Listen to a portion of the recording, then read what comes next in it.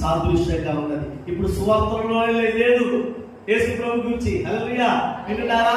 ఆది కాండంలో మత్తయి సువార్త, మార్కు సువార్త, లూకా సువార్త, యోహాను సువార్త లేదు.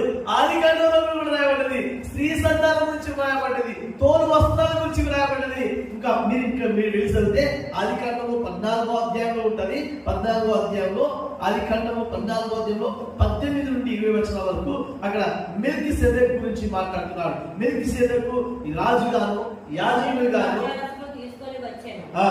అతడు సర్వోన్నతుడైన దేవునికి యాజకుడు.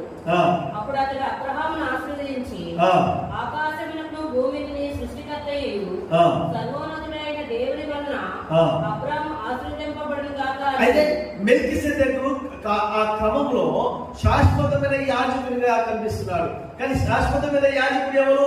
క్రీస్తు యేసే. అది హెబ్రీ పత్రిక 7వ అధ్యాయంలోకి వెళ్ళి మనం చూస్తే